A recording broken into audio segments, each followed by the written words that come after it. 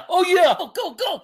Amazing. That's my boy. That's my boy. He breaks away from a sack and completes the pass for first down.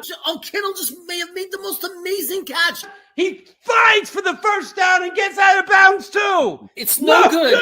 Overtime. Oh, what a catch. How do you drop that? What are you, Jamal Adams? Touchdown. This is a touchdown all the way. He reached over the pylon. San Francisco beat Cincinnati.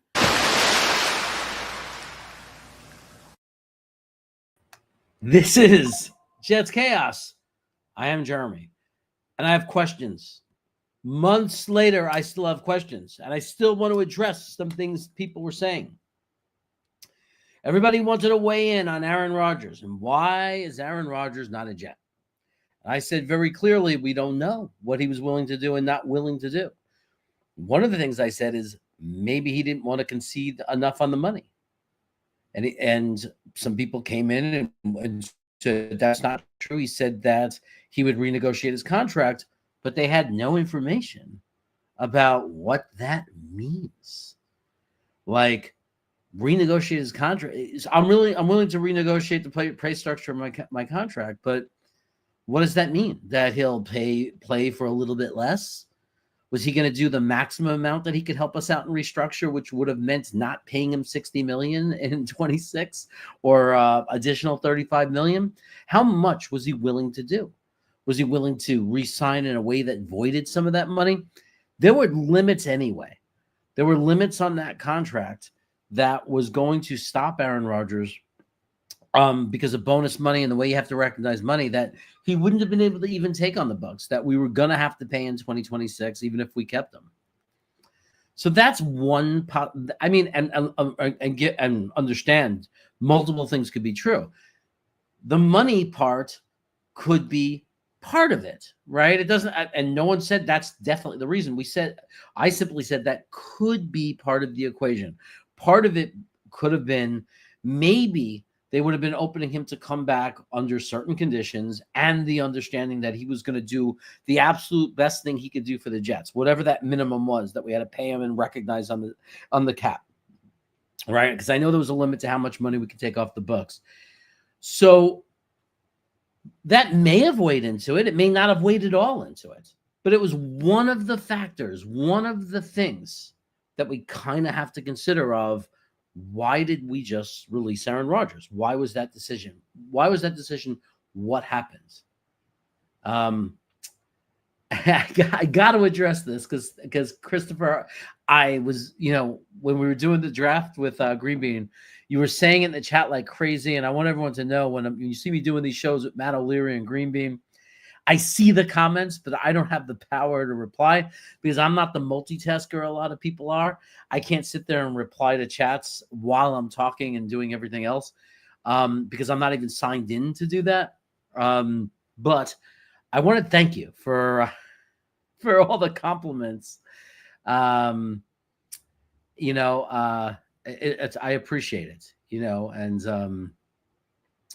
and I appreciate that you support me and that you watch my content, and to go beyond that and say nice things about me in the chat. I really appreciate it. And it's really nice to have someone say that and notice, because it's been a lot of hard work. The weight loss has been, obviously so hard. I just ate an apple. I mean, you have no idea. I mean, I went from a guy who would have, dove into a pint of Ben & Jerry's ice cream at about this time of day. And I instead ate an apple. I actually had a banana and an apple. And all I ate was asparagus. And I don't think I'm going to have anything else today. I think I do intermittent fasting. I think I'm done eating. It's hard work because I'm a foodie and I love to eat and I can't. But I'm trying to what I do is I set goals for myself. Diet every day, get down to this weight. Then you get to have a celebratory 2 days off. Eat, freaking go crazy. Because I'm always going to crave all that bad food. That's never going to stop with me. But if I give myself that 2-day reward and then snap back into it and start dieting again, then I set my next goal. That seems to be working and keep me going. But thank you. And I'm also, thank you for the eyes are a big thing, man. Getting my eyes fixed was, if anybody ever needs cataract surgery, do not hesitate. Do not be nervous. Embrace it, because whatever you're going through visually, the world's going to get a whole lot better as soon as you get the cataract surgery. I promise you. Still need the reading glasses though. Still need the magnifying glasses for reading. So when I look up like this, by the way, I'm looking at my monitor. So just so you know what's going on when you're watching me. Do it all the time. Anyway, going back to Aaron Rodgers, the money is one possible factor. It's one possible factor in a lot of factors. So and it could be a combination of a little bit of each. Maybe he didn't want to negotiate enough. Maybe he still wanted too much money, and that was a piece of it. Maybe he was willing to do everything and concede and play for the littlest he was allowed to play for to get money off of our books. And it didn't, and that wasn't enough because maybe we needed some other things. My point was that when 2 months ago, and on which I stand by today, is until people on both sides confirm what exactly happened, we might never know the exact reason for the decision to let Aaron Rodgers go. Moving aside from the money, what is the other possibility? What's the other thing that could have happened to explain this phenomenon of us releasing Aaron Rodgers? Even though many would argue he is the best available quarterback there is to have, that there was no other option for us that was better. My second thing that I like to think about and talk about is that you have a new coach, all new coaching staff, new general manager, and you have a quarterback who's not 25, he's not 30, he's not a guy that's going to be around a long time. But he's not just any guy. He's a Hall of Famer, okay? He's a guy that demands respect in the locker room. He's a guy that players are in awe of. They look up to him. It's Aaron Rodgers. Everybody knows he's going into Hall of Fame. He's arguably, very arguably, top 5 quarterback of all time. I know that sometimes we let the last few years rub off on us and we forget. But, before his last year in Green Bay, even if you go back right to that point where he just won the MVP 2 years in a row, I believe, he had a phenomenal career. And the reality is that the players look to him like they do a coach. He's like an authority, right? No one wants to be on his bad side. Everyone wants to be liked by him for the most part. And this is an issue if you have a coach coming in that's changing everything, because we don't know what happened in their conversation. What if they had a conversation? Maybe they were considering him, but they wanted to talk about philosophy. And maybe the one thing that Aaron Rodgers wanted to be sure of, and both of them, Aaron Glenn, wanted to be sure of, is, in all due respect, are we on the same page? Do we believe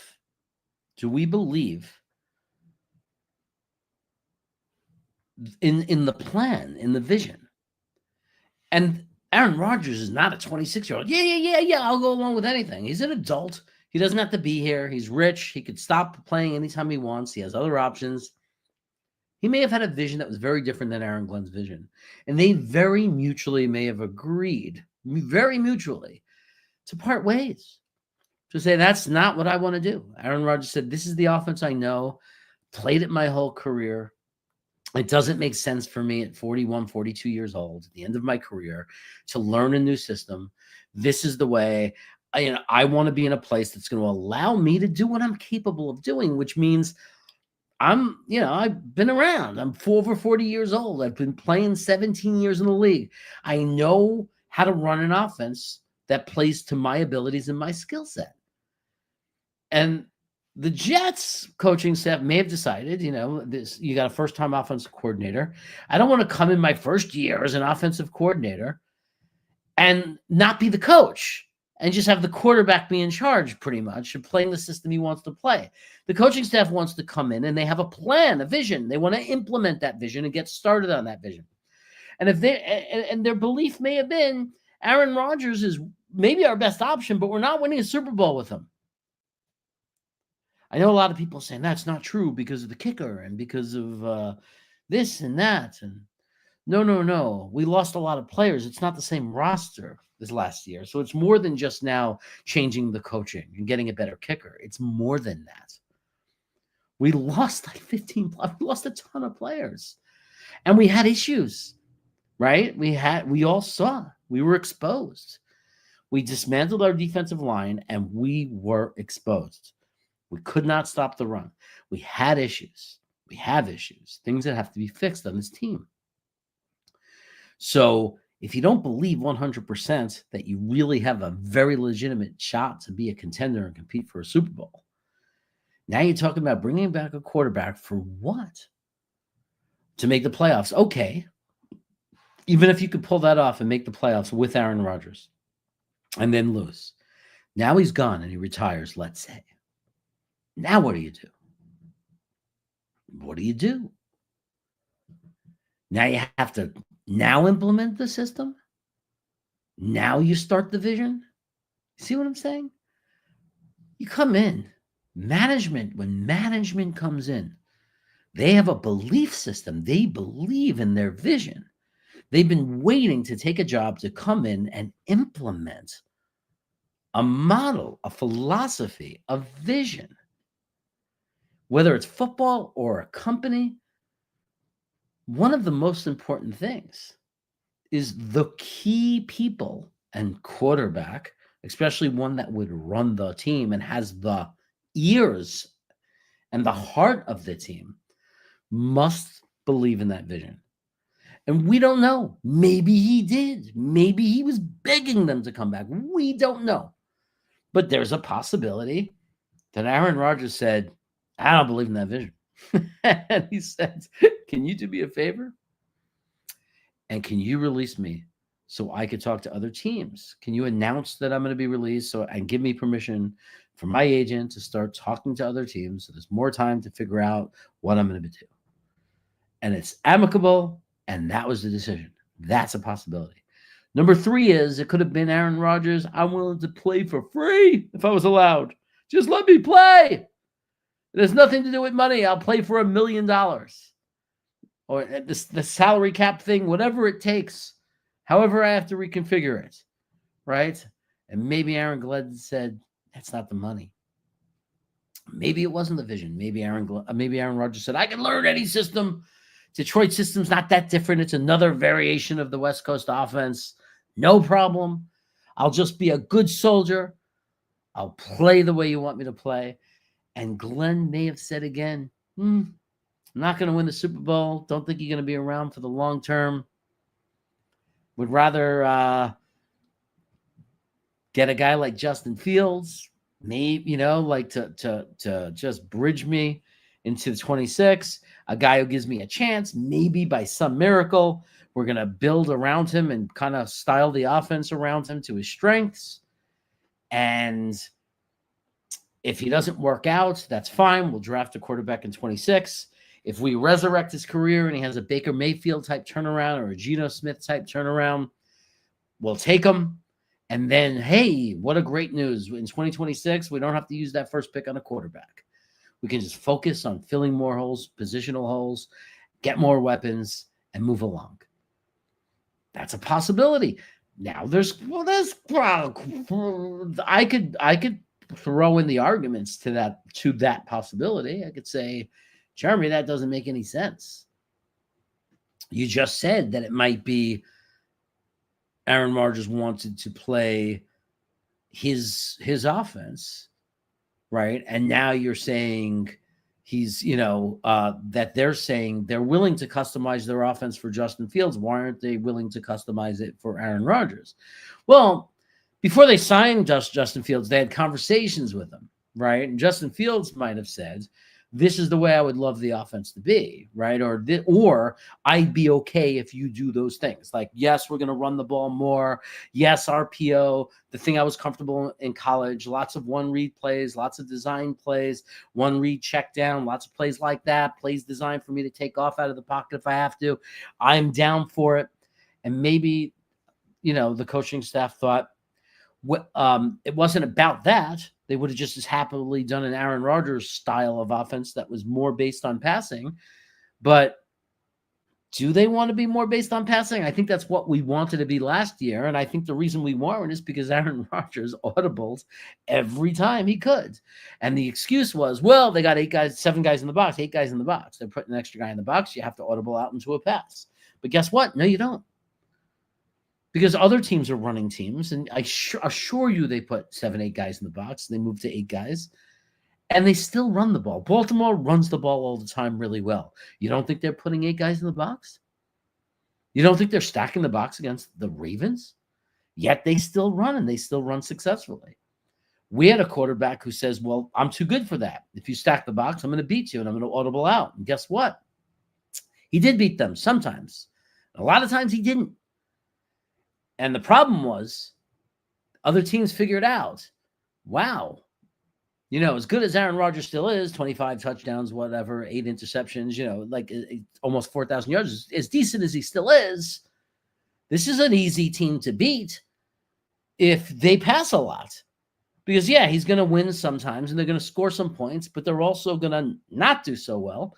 But more importantly, they are not going to run us down. They're not going to eat up the clock. We're going to win time of possession, and we all know how important that is, time of possession. And teams are thinking, I like that. I like that a lot. Time of possession against the Jets, who apparently can't stop the run. I like it. The only team that seemed to not figure us out for whatever reason was Houston, because Houston could have beat us if they would have kept running the ball. They did us a big favor. They stopped running the ball. So there is a world where we could have said to Aaron, no, we want to implement our offense. Meaning not style so much, whereas yes, Justin Fields, they're going to make it look different, but in the overall philosophy of the offense, meaning we want to run the ball 60% of the time, or 65% of the time. We want to be a heavy running team. It could be at that high level, and Aaron Rodgers could say, well, if they're stacking the box, no way.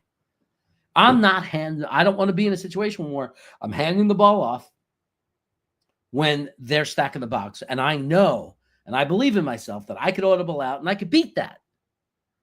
I'll be miserable and we'll fight with each other. So this is not going to work. Right? Very possible. Very possible. I'm not saying it is. I'm just coming up with theories on why. Why did we let him go? What could have the conversations been like? Thank you, Christopher. I'm seeing everything you're writing. I love you, man. You're awesome. I'm a big fan of yours too. Just for being such a good, cool, great supporter of the channel.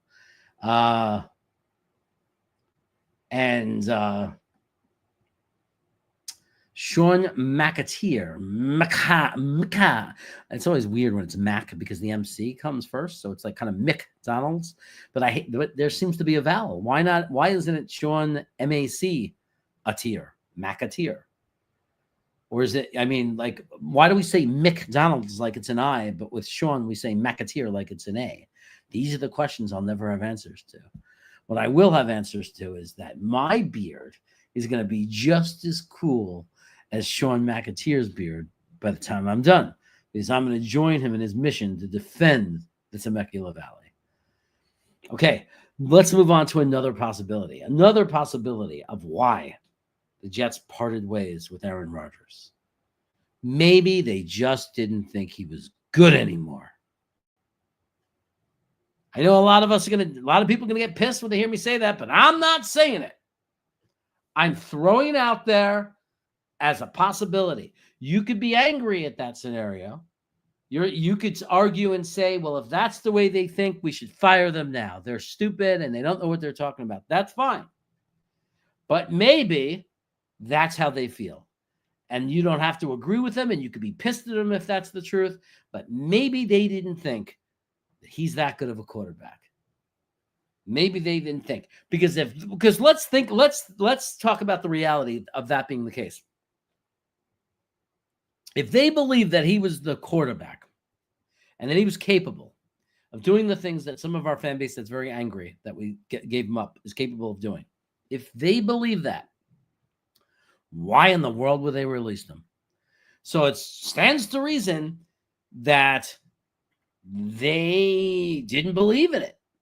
They thought this is a quarterback who's declining. This is a quarterback that is never going to be as good as he once was, and we need to move on. But I never think it's about one thing. I don't think that that good leaders, and I think that based on what Aaron Glenn says, he's very intelligent, and he doesn't sound anything like a one-track person who's thinking one thing. I think he's factored in everything. And I think the other possibility that I didn't mention yet is the possibility that Aaron Rodgers came and said, "Hey guys, I don't want to embarrass the organization. I want out now. I might come back. I might play. I might not play. I want to explore their options. There's a team I got in mind. Maybe it's Minnesota." And it didn't work out. It blew up for him. But whatever, he may have said, "I want out. I want out." Or, yeah, maybe that's what he said. All of these are possibilities of why the Jets let him go. They're all possibilities. We'll never know. We will just never know. That's just the reality. Unless there's he writes a book, or both sides say it in the news and nobody argues with the other one and says it's a lie, so we can believe it. I don't think either would go public with lies. I don't think, as much as people would like to believe or say, as much as Pittsburgh, as people would like to, that people think that Aaron Rodgers was a liar. I don't know that he was a liar. I don't know that there's nothing that made me think he was a liar. But anyway, moving on from the Aaron Rodgers thing, I'll take some questions because I see them coming in. Would you trade Q if you draft Graham? I wouldn't want to trade Q because I drafted Graham. The same way I wouldn't want to trade Breece Hall because I drafted Jetty. Someone said there's no N. I don't know. But so what I'm saying is, first of all, to answer this question, and thank you for the question, a big chunk of it has to do, and I would directly relate this and connect this to, what are we getting?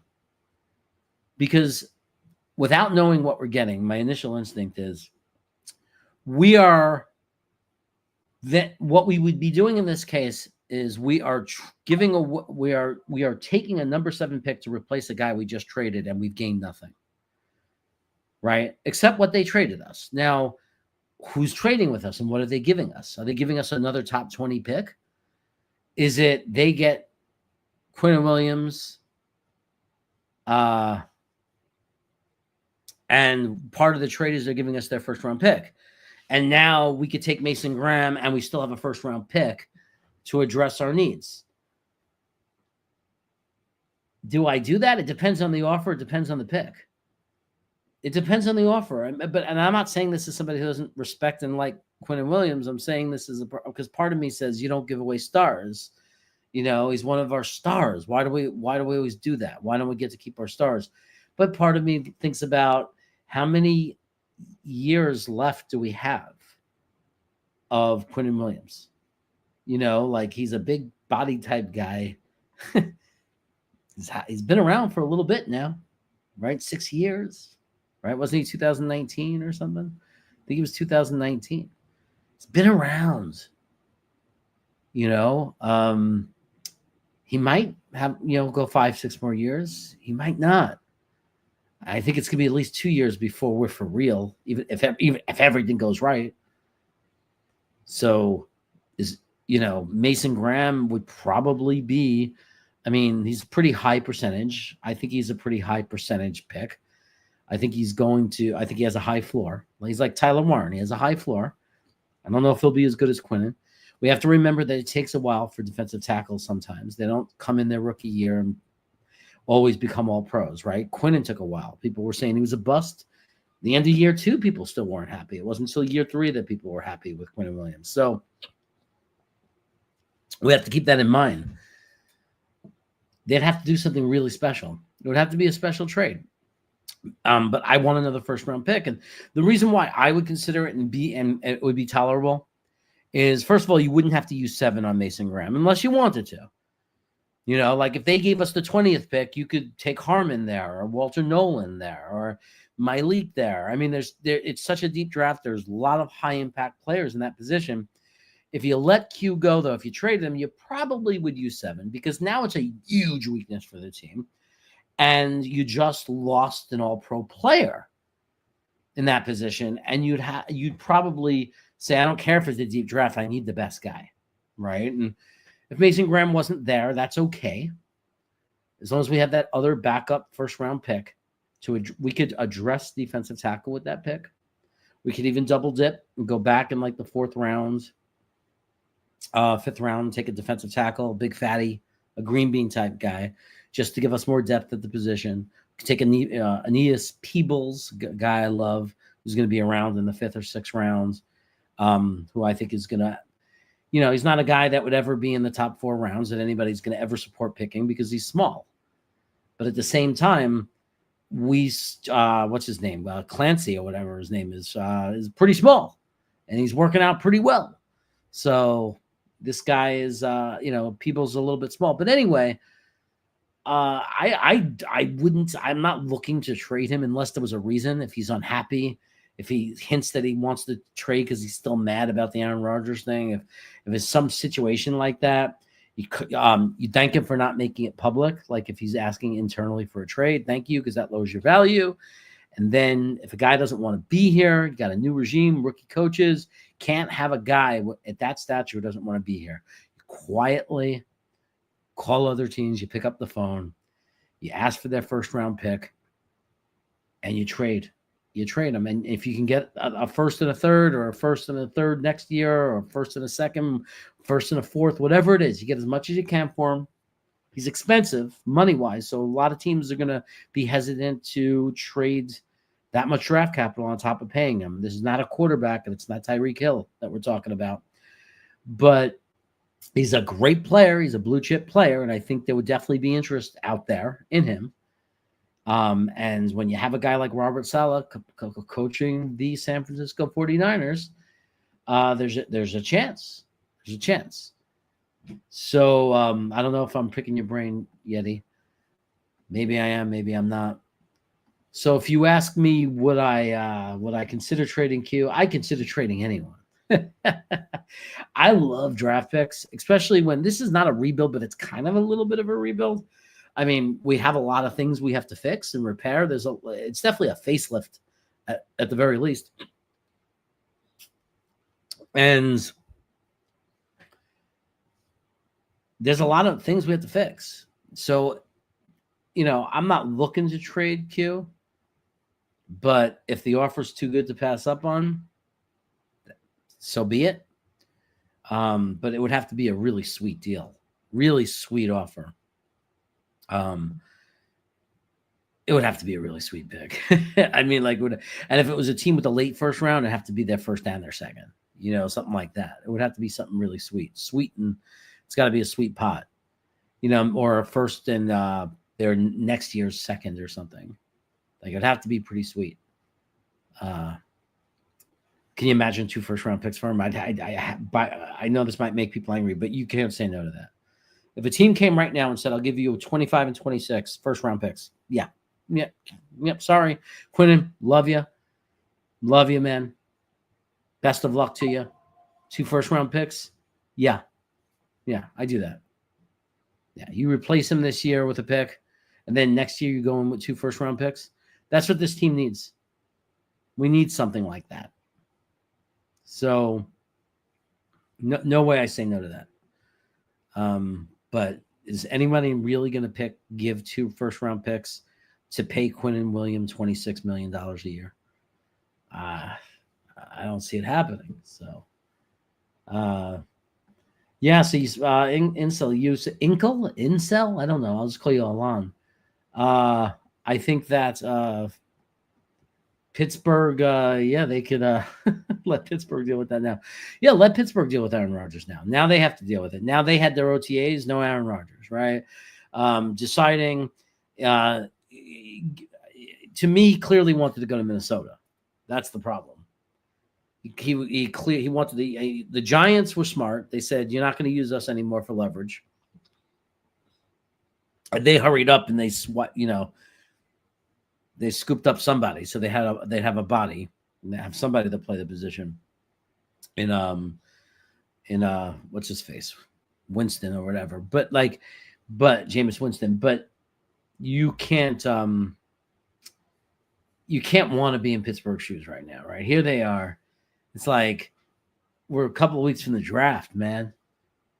They need to know, are we drafting a quarterback like for this year, or can we wait till next year? So, I don't know. Jeremy, think it's best to double down tight ends or defensive down wide receiver? Well, it's interesting because there's a lot of positions here we could double down. I think Lazard staying doesn't affect anything. I think a lot of people forget that the drafts are not for this season. Sometimes they are. You're gonna plug in a guy, but especially when we talk about doubling down and we're talking about the depth of the draft, drafts are not for this season. Drafts are for building a team, a football team, the future, the pipeline, right? So I think you name all the right players. I think that, positions. I think you're right about these positions. These are all positions where we can double down on. And I hope that when you're doing things like doubling down, you hope that it is done with the future in mind as well. Because once you get to the third, fourth, fifth, once you get to those rounds, at some point you got to shift the best player available. At some point, you can't take a positional need over best position available. So I'm going to say that I would do it for any of these positions, but I wouldn't decide which one. I know for a fact that we can get a double down. If we double down in tight ends, I know for a fact, I believe, based on my opinions, if I was the GM, I'm not worried about my second tight end yet because I know I got him in the fifth or sixth rounds. Jalen Connors, if he's there, the kid from California, that's my number 2 tight end in this draft that I double down with. Easy. Because he actually has the potential to be a good receiver also. If he's not there, worst case scenario, Jackson Hawes has a role. Right? I get Jackson Hawes, whoever I got at tight end, if it's Tyler Warren, if it's Loveland, if it's Mason Taylor, whoever ended up getting, Jackson Hawes is the blocker. I get a Mason Taylor type of guy or whatever, whoever it is, Warren, we have our first, whoever we drafted, however it pans out. It's a no-brainer to me, right? And then as far as the other positions, defensive tackle, another Peebles is another guy that's like a second pick in the 4th round. If he's sitting there in the 5th round, he's another guy where I could double down on him. I can get my second defensive tackle without using up one of the prime picks. And I consider the prime picks everything up until the 4th round, everything through the 4th round in this draft, because it's that deep of a draft. And I think that there are some secrets in the 5th, 6th, and 7th round, in the 5th and 6th round, in this draft in particular. What I don't want to do is I don't want to in the 4th round, there has to be a moment where we say it's not only about positional need. There has to be a moment in the 4th round where if Miles Frazier is still on that board, I don't care about positional need. I don't want to throw a dart at some guy at a Jag, some guy who might be good, when I got myself a guy who can give me is a day 1 starter at guard, even though we don't need him to be. A guy that could play season 1, rookie season. If anybody gets hurt, we could play him. There is no way a guy that's going to definitely replace either Simpson or AVT if we don't retain them both. A guy that's going to be a solid guard in this league. If we could get him in the 4th round, I don't care about positional need. At some point, you also have to consider that we're building a team, not just for 2025.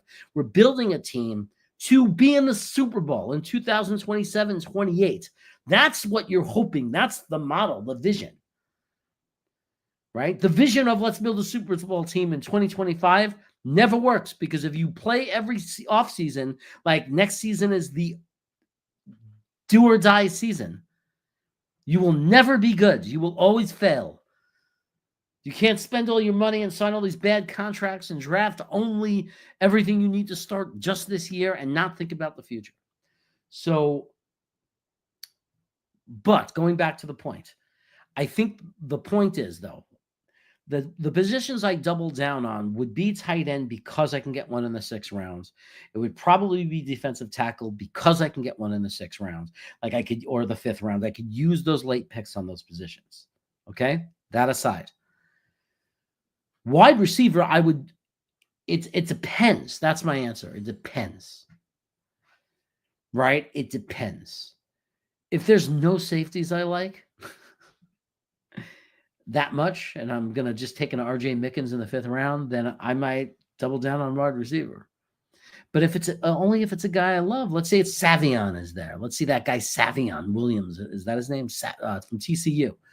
Let's say he's there in the 4th round, in our first pick in the 4th round, which on some boards and some mock drafts he is, depending on what website you visit, right?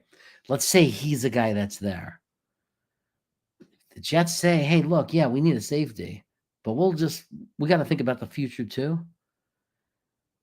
We'll survive with what we have. We'll find a strong safety. We'll pick somebody up off the garbage heap. We'll do what we need to do.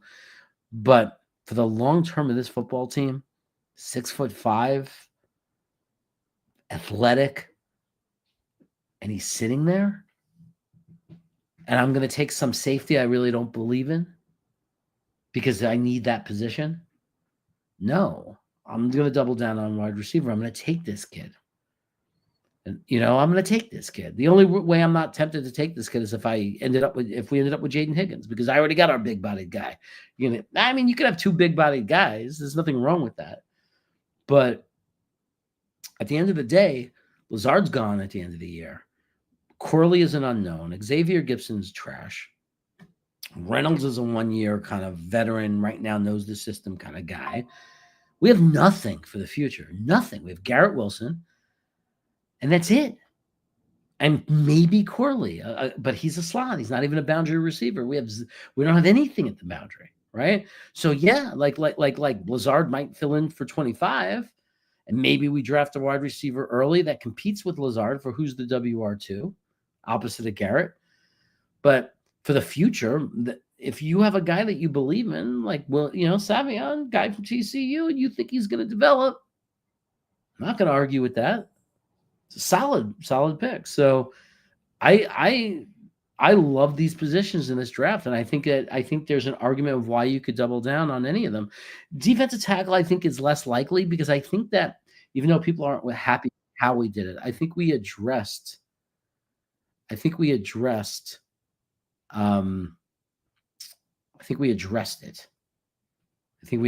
the position in off season a little bit more than people think. I think getting the nose tackle, defensive tackle guy, the fat run stopper from Kansas City, is not a stud. But I think if you pull him,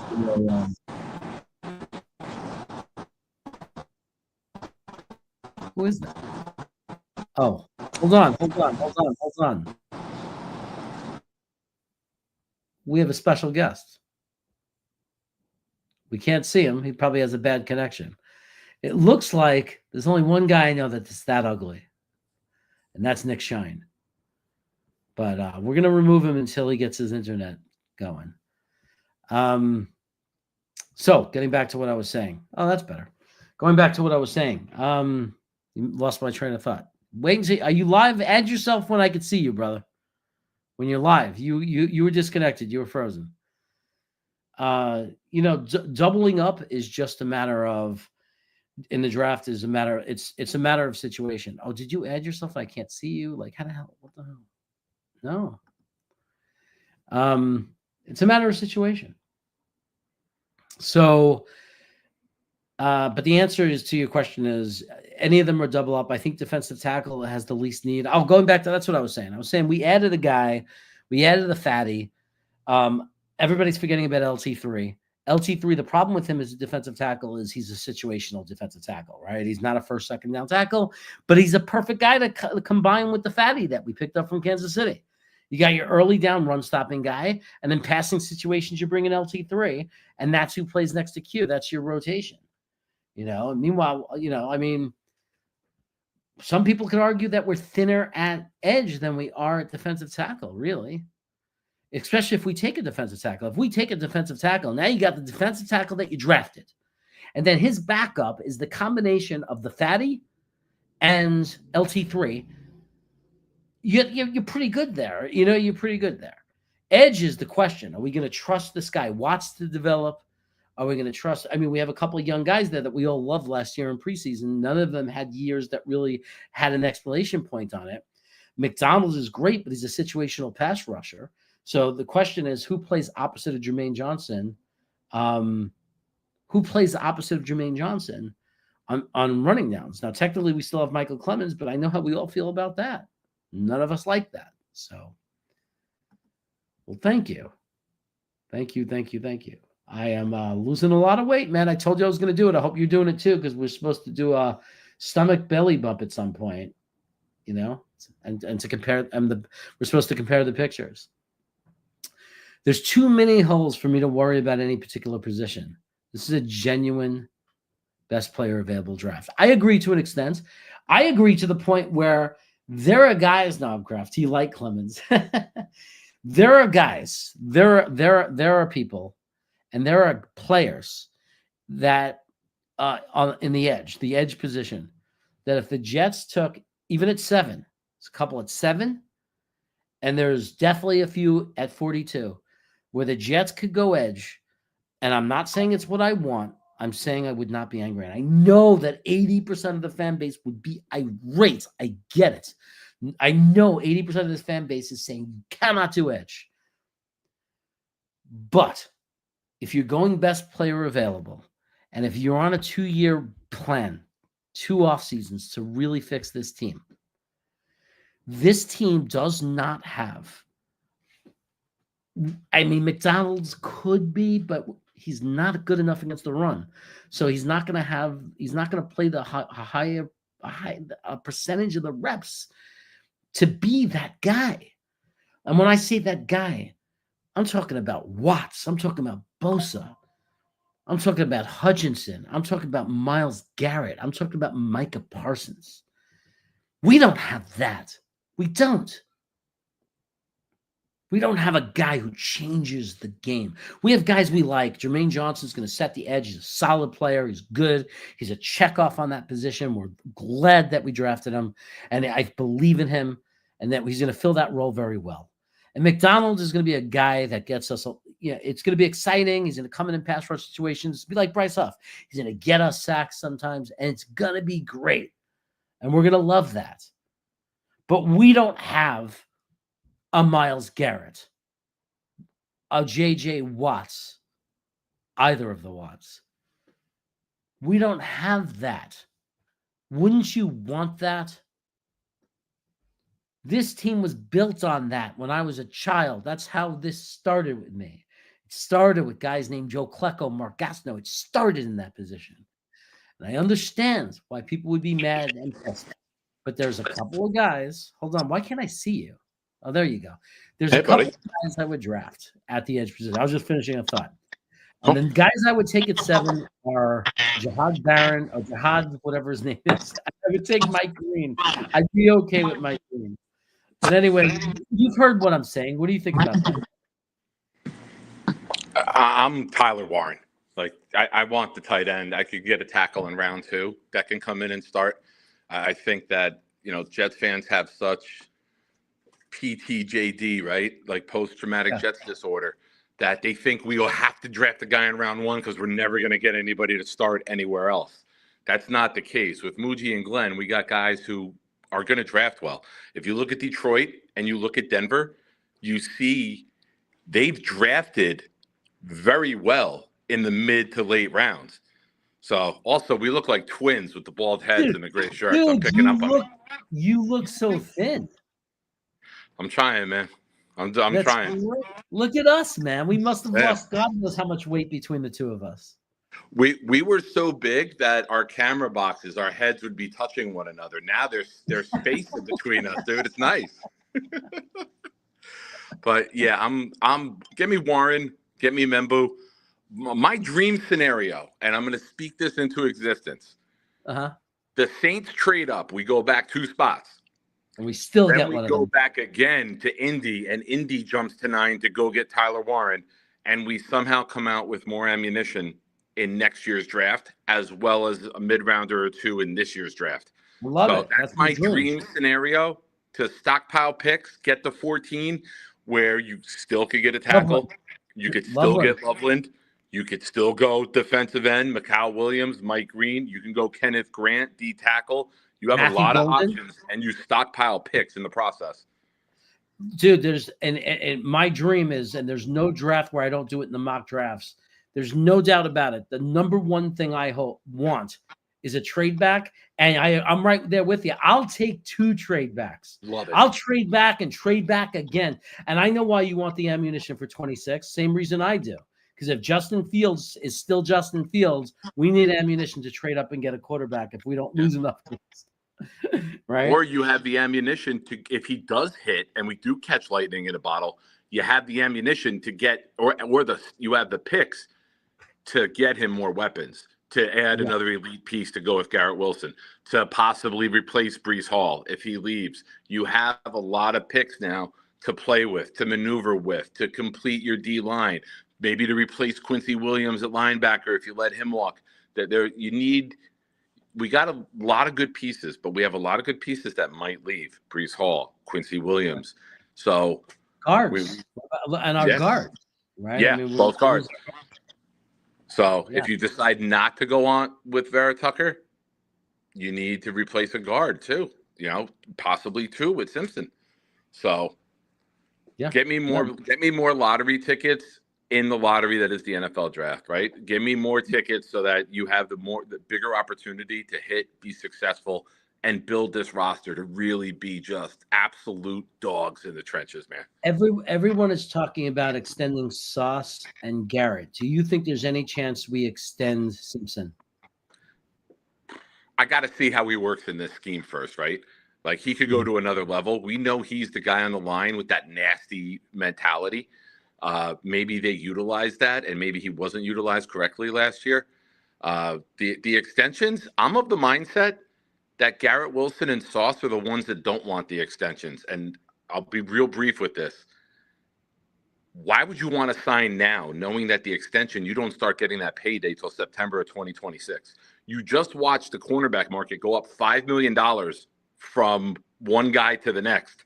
Why not wait another 12 months, see how high it goes, and then when you sign and you start playing, you are the highest paid corner in football. Why get the extension now and then 2 more guys pass you before you even start getting those paychecks, right? Well, the obvious answer to that is, and I'm not saying it's the argument, but the obvious thing, the number one thing I think, or fear of the agent and the player, is injury. True. But I think these guys are talented enough where even if they get injured, they're still going to cash. Right. It's not that much of a risk. Like, it just went from 25 to 30 million a corner. You could be looking at 35 or more by this time next year. Right. And also is about self-belief, right? How highly you believe in yourself. Like, if you believe very highly in yourself, you're going to say, I'll do it next year and get 35 million, So, but if you don't believe, if you're doubting yourself, then you run for that extension. Just take the money. I like JoJo. I miss pride and chaos. We used to be wide and enormous, but now we're like slim and trim, baby. Hey, I got to get back to work, man. I saw that you were on, and I was setting up my show for later, and I saw that you were on in StreamYard. I'm like, let me pop in and say hi to him real quick. Yeah. I think JoJo got me thinking that we need to get together and do a reunion show or something at some point. I'm down.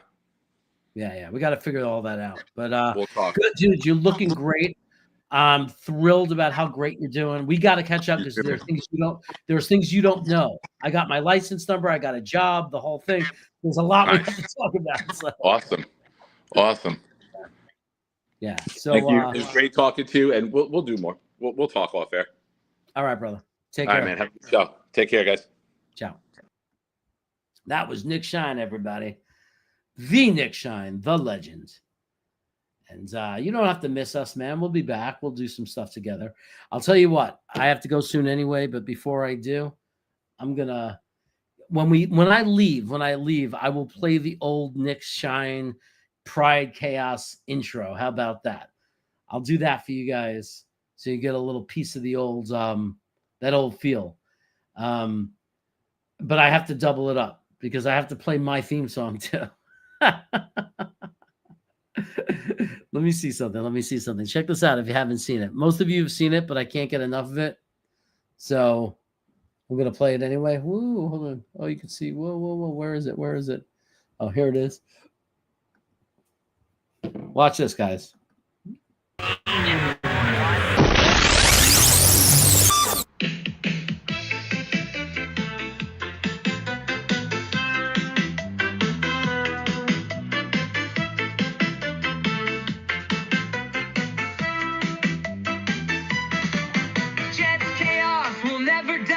And this, I promise you, is no lie.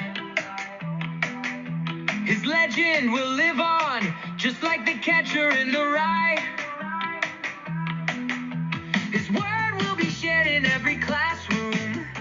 Kids will be wearing a Jeremy costume. He has been a Jets fan for over 40 years. So far they have left him drowning in tears. All brakes and no gas.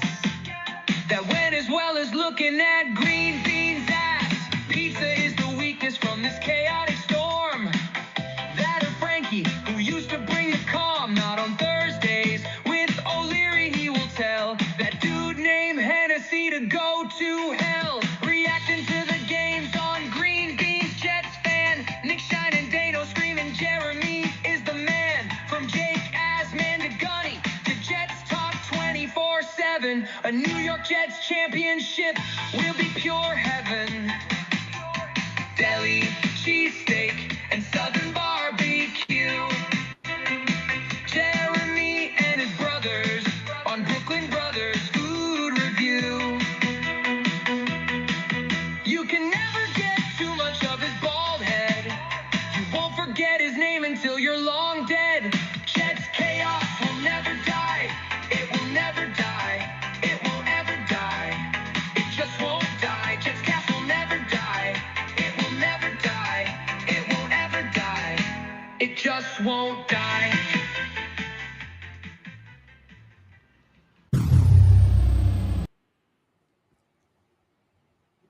Oh no. Where am I? Where'd I go? I'm right here. I love that.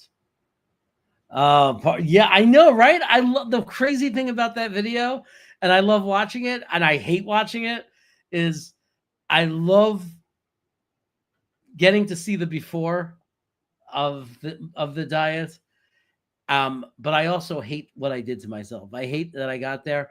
I also love that I played that. We got to see that little moment of me and Nick together when you also remember what you just saw now. Like, look at me and Nick both together now, and then look at that clip of him and me together.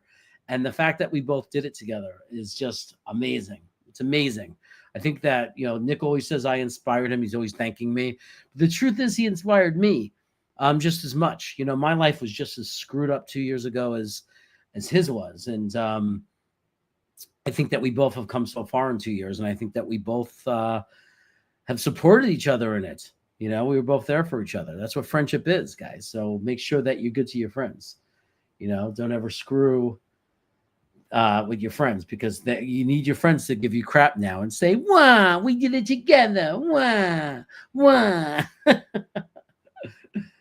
Sounds like Frankie from Flatbush. Oh, Frankie from Flatbush. We'll keep it calm. Yeah, I can't control that, man. It's AI. You know what I mean? That's how they decided to sing the song. But I had to get that in there because it was like covering the history of my show a little bit. So we had to get in that. It all started with Frankie calming Frankie calming the chaos. That's what it was, calming chaos For those of you who go back way when, like Eric Craig, I mean, those are the real OGs, Tom Bon Jovi. I mean, we had some, that goes back a long way. Me and Frankie, man. Me and Frankie on Wednesday nights. Even before that, when I was on Frankie's channel before I even had a channel. It goes way, way back. It goes right around the time we drafted Zach Wilson. That was when me and Frankie were doing shows. And then he's doing great things with his channel now. Happy for him. And we're back together again on game days with Green Bean on Green Bean Jets Fan for football game reactions, as most of you know. It's one of my favorite 17 days of the year. One day, hopefully, it'll be more than 17 days because it'll include playoff games. But those are days I really look forward to. And I got to tell you, if it wasn't for Green Bean, I don't know if I could say that Jet games are my favorite day of the week. But even when they lose, even with things as shitty as the way they are, hanging out with the chat, hanging out with all of you and Green Bean, and now Frankie this past season, it's the best. It's the best. I moved to California in 2016. I went a bunch of years with no one to watch the Jet games with. And then before that, there were years I lived in California, no one to watch the Jet games with. So it's an amazing feeling, an amazing thing to do. I may have to miss one this year if I can get together with Dano, because I would love to watch a Jet game with Dano. I think it would be really, really cool now that he's in Oregon. Like, he's not that far away. We might be able to meet up in a bar somewhere even. Like, I got to find out how close to the border he is. Like, if he's in like more southern Oregon, there's a place right in the middle, probably for both of us, about 3.5 hour drive. Weed, California. The name of the town is Weed. I'm not making that up. You can't make that up. There was a bar there that me and my wife stopped over on the way home from Portland, and seemed like the kind of bar that would have. I'm trying to remember if there were TVs, but I mean, it was one of those country music type bars, but I'm sure there were TVs. Come on, it's football, on Sunday, I'm sure, it's got to be. But anyway, Jojo, you're being too nice, man. Stop being so nice. Why are you so nice, Jojo? You're such a nice guy. You're such a good party. You guys are the best. You guys are so complimentary and so supportive. Love you guys. Wild Wave is like the man. Too. I got to acknowledge Wild Wave. Such good friends. Love the guy. Christopher's been Byers has been on fire lately. Todd, I didn't get to say hello to you before. It's good to see you, brother. So we were talking about the draft. We always go towards the draft. Look, I agree with Nick. I mean, my number one choice is, if you can't trade out, Membo or Warren, right? I mean, because to me, you're not ignoring best player available, right? They might not be the best player available, but then again, it's arguable that they are, because you have to understand, not everybody hits. So out of the top 15 guys, we all agree that even top 20 guys, lots are going to miss, and lots are going to hit. We don't know the ratio. I'm not even going to guess, but the reality is, if Tyler Warren becomes a Pro Bowl tight end, one of the top tight ends in football, that's not best player available. I mean, the impact that has on a team is huge. Everybody underplays it. It's mind-boggling to me. When you have a great tight end, helps teams win championships. We know this. Kansas City, Kelsey. The Niners have been to 2 Super Bowls. They've been to the playoffs a lot. Who do they have on their team at tight end? Oh, yeah, a guy named Kittle. Right? Detroit turns it around. What changed for them in the last 2 years? Oh my God, they're so good. Oh yeah, Sam Laporta. What the Patriots won about 35 Super Bowls? Who's their tight ends? Oh yeah, Gronkowski. Gronk, one of the best ever. Shannon Sharp, Denver. I mean, there's it goes on and on. When the New York Giants had their best years, Bavaro, right? When teams were great. I'm forgetting who the tight ends for the Niners was. It named Eric Craig? Eric Craig is the guy. Not Eric Craig. What the hell was his name? Taylor was the guy who played. There was a tight end for the Niners. who was great in the 80s when they were winning those Super Bowls. I'm trying to remember his name. Come on, Knobcraft, you're an old man. You know. The hell am I thinking about? Who's the tight end for Washington for the Niners? But the point, Brent Jones. Nick.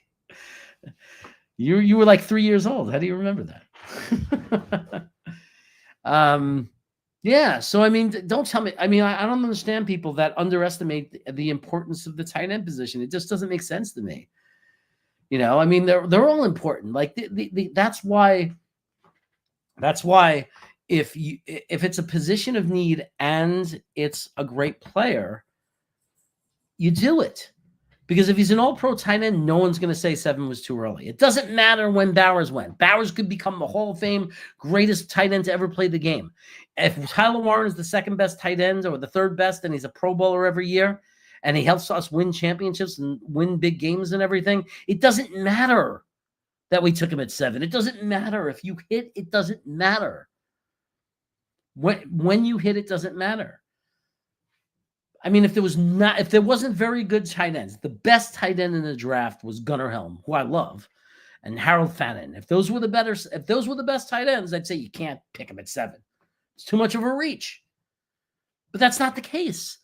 There happens to be a guy who is very, very real as a top 15 pick. And in this draft, that's more bottom heavy than it is top heavy, where there's less blue chip options. In this draft, you're going to be picking guys at 7, 8, 9, and 10 that in other years would have been 13, 14, 15, 16. It's just the reality.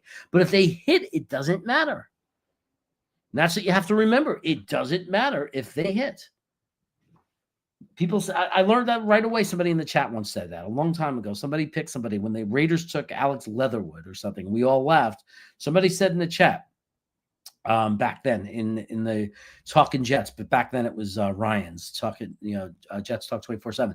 Someone said in the chat,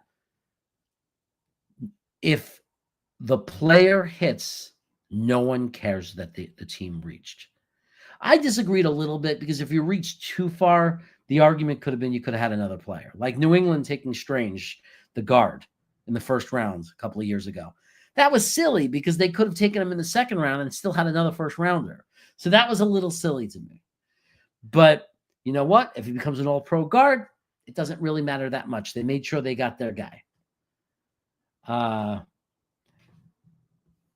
So Ruck was never a receiving tight. I mean, he got yardage for Ohio State. He wasn't bad, but he wasn't known as a receiving tight end. He would have been a top 2 round pick. He would have went in the second round if he would have been it wasn't his fault. They don't use tight ends. Like, they don't throw to tight ends. Tight ends, sometimes they're a check down, and that's what he was sometimes. But his numbers aren't astronomical as a receiver, but I always thought he had the athletic talent. I always thought he looked good as a receiver. Not great, not uncoverable. He's not like Bowers, where he creates a mismatch. He's not Tyler Warren, where he's freaking who's like a Jeremy Shockey, Bavaro type tight end. If you remember, Bavaro is going to knock people over and refuse to get tackled. He's not one of those kind of guys, but he was good. He was good like Mason Taylor and Gunnar Helm are good. Like, he was or maybe not, like they might be a little better as receiving tight ends, but it's arguable. It's debatable. He was a blocker. He was really good. And that's, and he was well-rounded. He could do both. But the problem, I think not only could he do better because he's with Justin Fields, I think that if Jeremy Ruckert makes the team, and I think he's going to have to make the team. I don't think that Jeremy Ruckert is definitely going to be cut or waived. I don't think he's definitely going to be given a roster spot. I think that Jeremy Ruckert's a guy that's going to have to earn a space on the team because last year he did not play well. That being said, the Jets coaching staff was hideous. It was a hideous coaching staff. Almost all the tight ends regressed. All of them disappointed. Even Conklin didn't do as good as we thought he could do. All the tight ends were disappointments, right? The only one you could say they developed into anything at all from nothing was Yeboah. And that's not any flavor to, what did he get, 3 receptions? I mean, but at least he stayed on the team as special teams. And as an undrafted free agent, he managed to hang around the NFL for 3 years. And even now he got signed. He even got a contract, a little one, but he got one. So that's the only thing. Jeremy Ruckert regressed. Remember his rookie year when he wasn't missing blocking assignments? He was okay. His second year, same thing. He wasn't turning heads, but he was okay. But he got a little worse each year. The second year, you thought he'd be a little better than the first year, and he didn't. He was the same or a tiny bit worse. More penalties. Then the third year, it was disaster. He was not a good player last year. So I want to see him with a real coaching staff and a real offensive coordinator and somebody who might be able to develop him. But he has to earn the spot on the team, and there's no guarantee that he will. I think that Michael Clemens is in the same situation, except this one different thing about Michael Clemens. What's up, Martheus? I think that the situation that's different for Clemens is that Clemens is due $3.5 million. Now, a lot of people are saying this cap went up. It's not a lot of money. It's a lot of money when you could replace a guy like that for $1 million. You know what I mean? Like, is he any better than Watts? Or the other guy I'm forgetting the name of that made the team, the young guy? We had 3 of them, right? We had like 2 edges and LT3. We had I don't know. Maybe we draft a guy, but the point is $3.5 million is you save that $2 million. Don't tell me it's not a lot when you save that $2 million. That $2 million could take some of the if we extend somebody like GW or Sauce, if we were to, you could throw that $2 million into their signing bonus. Take something off of what we owe them later down the road. And take the cap hit now for it. It's every little bit adds up. You do that. You do that. You cut here, you cut there. You save a little bit of money here and there for guys that don't matter, or you find good value. That $2 million, then you cut somebody else who's not worth it, who's going to cost you $3 million, and you pay them $1 million. Now it's $4 million. You see, it starts to add up, and suddenly you have some, over the years that adds up. $4 million this year, $3 million next year. All that could go into bonus contracts, extensions. It adds up. And think about it like basketball. Someone said to me, what's the difference if you paid Reynolds 2.5 or 5 million? You're wrong, Chaos. There's no difference. There's no difference. You don't think when they take the total salary of the team, the salary cap, and they break it down by 53 players, you don't think that they allocate it in levels? We could have they don't estimate and say we don't have an expensive quarterback, so we could have 2 $30 million plus guys. We could have 3 $20 million guys. We can have 4 $15 million. You don't think they categorize it like that? How else do you think the brain manages that? Do you think they randomly just sign people and hope they don't run out of money? They create boxes. Sorry. They create boxes. So would you rather have a $5 million box or a $2.5 million box? A $2.5 million box is a guy like Reynolds, the guy that we signed, a guy who you could even release if he has a bad camp, right? It costs you a little bit more than the minimum. You could release him if he has a bad camp. That's what 2.5 is. $5 million is their real, right? They're not a great player, but they're like depth. They're a guy that gets you your backup center, your backup guard, someone who could actually come in if someone gets hurt, and you're not saying we're on life support. So don't tell me there's no difference between 5 million and 2.5 million. Why am I happy with Reynolds at 2.5, but I'd be upset at 5? Because of that. Because I don't want to use up one of those $5 million slots, that extra 2.5 plus the minimum that takes you to almost 5 anyway. I don't want to use that up on him. He's not worth it. So we gave him a fair contract for what he was worth. He might play his way into a $5 million deal if he has a great year. If he gets 600-700, if he matches his 2 best career years, if he gets 650 yards for us, 4 or 5 touchdowns, somebody's going to come around and pay him $4 or $5 million. Maybe. Very possible. So Dano is here. The reason why I call him Dano is that was his original name, and that's kind of his name. I think that when you go to his channel, The Danger Zone, he would still introduce himself as Dano. Like, hi, I'm Dano. Danger Zone is the channel. Kind of like I'm Jeremy, Jets Chaos. I think that's the case. But anyway, Danger Zone is a YouTube channel that you guys could subscribe to. And just like the Nick Shine show, it's like, and Danger Zone, he gets together with this guy, Murphy. Mike, I think it's Mike Murphy and Matt Murphy. I don't know. Something Murphy. And I like calling him Murphy. Remember from the, what's that guy? You know, Eddie Murphy's brother when he's like, Charlie Murphy. From that skit. Charlie Murphy. So he gets together with him and he does a show on Friday nights at 9 p.m. You see it. Sometimes they have a really, really attractive bald man on the show for really, really great insight and depth. So if you ever want to check that out, Friday nights. Jets Mess came in here. I'm supposed to give him a lot of, he's a member. By the way, you could join my channel if you want. Doesn't really get you anything except, you know, you get to say that you're a member of the channel and you give me a couple bucks every month to cover, you know, microphone costs. But I do make sure when I see a member comment that I put the comment up like Nub, right? I'm not that old. But by the way, I want you to know, Nub Deep, I am reading that in the voice of the old person from Monty Python's Search for the Holy Grail. I'm not old. I'm not a woman. I'm not that old. But anyway, if you're a member, what you do is you get to have your name put up here, and I get to say thank you for being a member. Plus, you get free super chat type things. So you could also gift people memberships. I think someone did that on my channel. I don't know. Nick and Jake, they do it all the time. Everybody's gifted everybody freaking memberships. I don't know if I set it up right. I don't even know if it's set up to do. But there might be a chance you can gift somebody a membership. It's kind of cool. You might be, yeah, you definitely are old enough to be an OG snacker. You're one of the first. Jets Mess is the OG, though. First snacker. I think he's the first. I think Jets Mess was number one. I think he was the first one to ever do it. But he's definitely goes back the longest in my memory.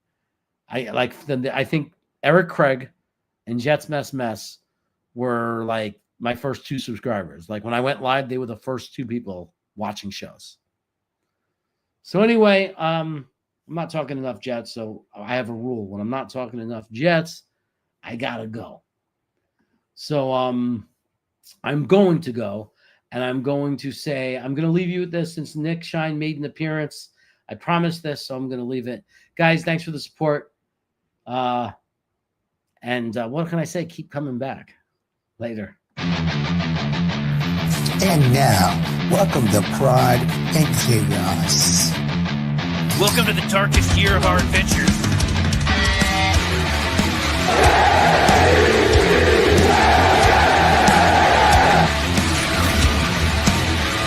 Oh, yeah!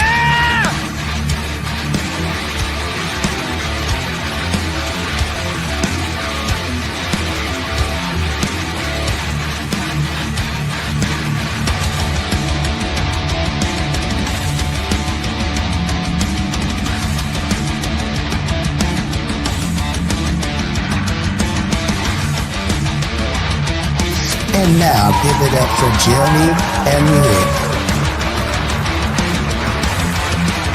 Now you scared me. And as usual, Nick is wrong. Why are you the way that you are? God, I can't stand you. Let's go to eat a damn snack.